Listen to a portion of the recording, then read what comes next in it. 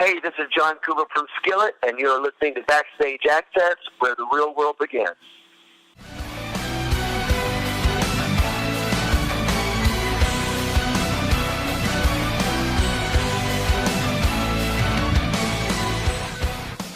Hey, this is Chris with Backstage Access, and we are lucky to have today John Cooper from Skillet here with us to talk about the new record Unleashed and the Unleashed tour. Well, welcome to Backstage Access. Thank you for taking the time to talk with us today, John. We appreciate it. Oh, sure. It's nice to chat with you. So let's talk about Skillet's latest record, Unleashed. It's powerful. There's uplifting tracks. It's a great mesh lyrically and musically. So just take us behind maybe one of the songs like Feel Invincible, and what's the story or inspiration behind that track? Oh, sure. I'd love to. Feel Invincible was, you know what, actually on this record, there's a lot of fight songs. You know, that's what I call them. They're songs to get you through the day, you know, and Feel Invincible is one of them. I just was envisioning writing this song that was, it was about finding that one thing in your life that gives you hope and strength to face, you know, all of the challenges. Some of them new, some of them not. But, you know, for a lot of people, their lives are getting a little worse day by day, a little harder, and the world's getting a little angrier. And it's about finding that thing that gives you hope. And hopefully it's a song that you can turn on in the morning and would make you kind of rise up and hit the day a little harder. Now, the record has some, you know, electronic elements to it, and the music, Skillet, seems to be changing over the years. You had, you know, heavier guitars with Collide, strings brought in for Comatose. Can you tell us a little bit about the evolution of Skillet's sound over the last few records? Well, you know, I think ever since Skillet started, we've always experimented with a lot of different things. And, you know, my philosophy has been kind of what I think makes Skillet recognizable or who our identity is probably more to do with our lyrics and probably recognize the recognition of my voice.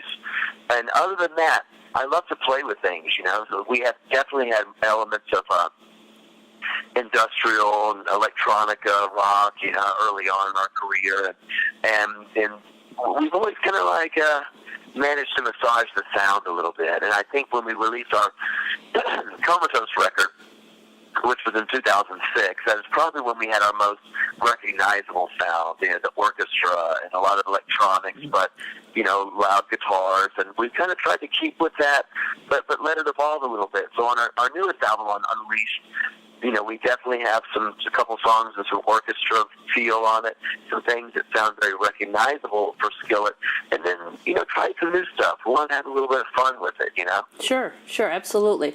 Now, what is the writing process like when you get involved in making an album? Do you have a certain procedure? Are you always writing, or do you go and sit down and say, now it's time to write again? Sure. You know, it's always a little different. Now, for me, I really enjoy writing, so for me, I can kind of write anytime. Some people have to kind of get in a particular headspace or like a vibe in their life, you know, and get really inspired. I usually just enjoy writing. I've always got something to say, and it's I talk a lot. It's nice. Writing is a good way to kind of let it out, you know, and so I enjoy writing from that feeling. So I start writing as soon as the record comes out. About 2 months later, I begin writing the next record. And when on the road, I write when I love to run. So if I go for a run, I write ideas when I'm running. And in fact, we're going to be writing today. We have a writing session after my interview. So I just enjoy it, you know. And but every album comes together a little bit differently in terms of the writing. Okay, and you said a writing session. Does that involve all the other band members? You know, it can involve, usually it's me and my wife, Corey. We wrote most of all of this record together. And today I'm writing with Corey and our drummer, Jen. Okay. But we also write for other projects as well. And not that many of my songs have ever been used for other projects, but I put my hands in a lot of writing pies if I can. Okay. Now, recently, you just released a stripped-down version of Stars from the Unleashed record, and that's going to be featured in a soundtrack for the movie The Shack. How did that project come about for you? Man, it's one of those crazy stories when I honestly don't know how it happened. It was, it was like one of those, all of the stars kind of aligned and came together, and no pun intended on the stars aligning. I keep hearing new aspects of it. Yeah, well, so-and-so heard it and made a call to so. It's one of those really bizarre things, and for me, I would just say it was meant to be. Some people, don't know what that means, but I just think it must have been meant to be because it's a really bizarre story. But, the long and short of it is this. Someone at my label saw a pre-screening of the movie and said, hey, this Skillet song Stars is perfect for this film. And he began making calls and working it, and I don't really know if they ever got anywhere, but that is what started us to do the acoustic version of the song. Okay. And eventually, Christian radio began playing that acoustic version of the song, and I believe someone at Lionsgate heard it on the radio and made a call and said, hey, I really love this song. So it was kind of crazy, but that was a really cool thing for us because, I've watched the movie. It's extremely powerful. We've never been involved with something to this degree where, they're using one of our songs to really promote the film. And, we did a video that included, excerpts from the actual film into the video. And it is very powerful. Awesome. Well, we'll look forward to hearing that in the movie and seeing the movie when it comes out here as well. Now, yes. Now, unfortunately, it's not actually in the movie, but it's on the soundtrack. So it's kind of like songs inspired by the film is kind of the idea. Okay, and that'll be released as a soundtrack type CD. That's right. Yeah. Okay. In fact, I believe that our single is for sale on that now. So it's one of the songs that was kind of a pre-release, but yes, it will be. Okay, great. Now, Skillet, of course, is known for live performances as well because you guys always pull out all the stops and really put on a show all the time. Now, the Unleashed tour is underway here in the States, and we at BackstageAxxess will be checking out the show in Niagara Falls throughout the Rapids. What can fans expect from this run?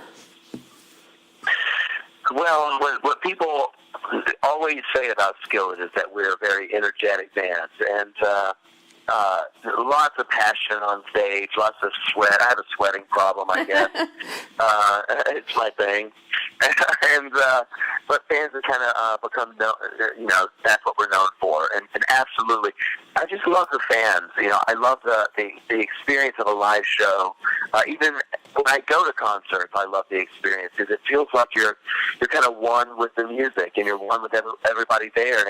And it doesn't matter where you come from or what you believe or what color your skin is. You're all in this experience together, and it's very unifying.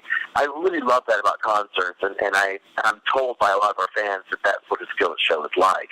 So that's what people can expect. We're playing a lot of new music from Unleashed, which is, also makes it really fun because after playing, the same songs for 700 shows, it's kind of nice to do something new. Sure. Now, we're also looking forward to seeing Skillet at some of the top festivals this spring and summer, like Carolina Rebellion and Rock on the Range. So other than, a shorter set at these festivals, do you have to scale back production-wise, or could we still see some of the bells and whistles you're known for? Sure. It's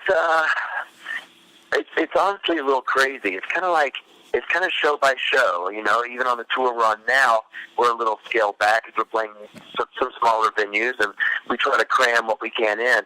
It's really funny, in one given summer, we might do a show where we've got, video and pyro and drum list and everything else, and then the next show is like a club and opening for another band, and we don't have anything except for a little bit of lighting. So you never really know. The festivals like Carolina Rebellion, which is awesome, and those are such amazing events.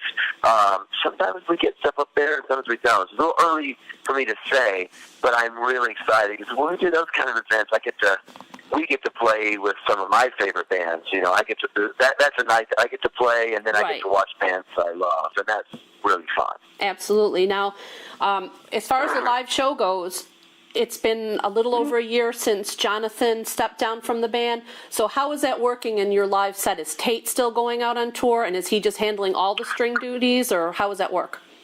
Sure. Yes, it has been, you know, and that was a big loss for us because Jonathan was amazing on stage, a great performer and a great player. But yeah, you know, we just decided for the time being to not get a fill-in and just let Tate carry the parts, and it's going well. I mean, it's going. It's almost kind of like maybe if you didn't see it back to back, you wouldn't know that something is missing. Okay. So that's really good. Yeah, the stage performance is really great. The sound is really great. But of course, you always miss somebody on stage you've been playing with for a long time. Right. I haven't seen you live since Jonathan stepped down, so it'll be a little odd not to see Jonathan and Tate come out at the beginning of your show. Oh, yeah, yeah. Well, we're doing a new set as well, so you don't have to give anything away, but, you know, maybe they're not starting the show anyway. Right. Well, change is good, so you got to keep us on our toes, and we'll have to come check out multiple shows so we know that's exactly right. What the production aspect is going to be like. Now, Skillet is obviously a Christian band, but you've also recently, in the last few albums, crossed over more into the mainstream rock with, you know, your Monster, Hero, sure. Things like that have kind of pushed you over that edge. So are things easier for the band now as far as being recognized in the mainstream rock community, or are you still having difficulties being pigeonholed into just one type of genre? Sure. I do think it's getting easier. I mean, we have Feel Invincible, you know, was a #1 hit for us on the mainstream rock radio world. So that was a huge win. It was a lot of work because there still is a little bit of that pigeonholing going on. But I think with every single that does well, you know, it gets less and less, which is really nice. And I love it because I just love being a rock band, and I always wanted to do Christian events and rock events. I never thought I'd have to choose one or the other. But, you know, what we're seeing in the world right now, everywhere, whether it's politics and religion and everything, is, you know, people are so polarized. They're kind of making you choose sides all the time. And with that, I do think it's coming a little bit of a, you know, Christian music is getting I think Christian music is almost just worship music now. And so if you're not saying Jesus in every song, and if it's not always a vertical lyric, in a lot of Christian music, they're having a hard time accepting you as a Christian artist. So the funny thing is that when we play with rock bands, on the Christian side, there's a lot of pigeonholing going on too. They're like, oh, they're not a Christian band because, you know, Stars could be about a girl if they want, you know, things like that. And I find that's really, really annoying. So I think the Christian music is wonderful, and I think that it should be very broad, and it should get bigger, and it should reach people who are outside of the Christian faith. That's how I want to do mine. It's my business. It's my art anyway. So I do think it's changing for us, and luckily, you know, we're getting to do both of the worlds, which I've always wanted to do. Right. That's awesome. I mean, that's one of the things that I've always liked about the lyrics to your music is that it can be interpreted in many different ways depending on, you know, who's listening. Yeah, I think that's cool. I mean, I think that's what's great about music and art in general, film, whatever. And I do think that, you know, I understand why what's happening in Christian music is happening. They're feeling the need of, we don't want to compromise. We want to make it clear who we serve, and I can really appreciate that. I honestly really can. But I do think a byproduct of that is that you will not reach anyone that's not a Christian with those kind of songs. Typically, because a lot of people just don't know they don't understand them. They can't relate to it because it doesn't hit their everyday life. So that's what I feel called to do, is to try to write songs that can reach people in their everyday lives and hopefully they can hear the the spiritual message within the lyrics. And if not, they come to a show and they hear the spiritual message at a show and interviews, like what we're doing now, and videos and things like that. Sure, and you're also, Skillet also has on the books for this summer, their normal, I'm going to say normal because I've seen you a bunch of times out on the amusement park tours, for lack of a better word, where you're doing Rock the Park and Creation Fest and things like that. So you'll still always want to be involved in those types of Christian shows at some level. Oh, yeah, I love it. Yeah, I always want to be involved. And I mean, it sounds silly to me to not want to be involved, but I do know, and I'm honestly not trying to dog anybody else, but I do know there have been some Christian artists that have, quote, crossed over to the mainstream that wanted nothing to do with those Christian festivals, and I just don't understand why that could be, and how that would be smart. So I love being involved in those festivals, and there's so many people coming to those shows that will never get a chance to see you otherwise. And I just think that those festivals do a lot of good for people, and they do a lot of good for people's spiritual lives as well. And we're all there for one reason, and we're unified in what we believe, which is really powerful. So absolutely, I will always be involved. No matter what level Skillet gets at, I'll always want to be doing Christian events and festivals, radio, and things like that.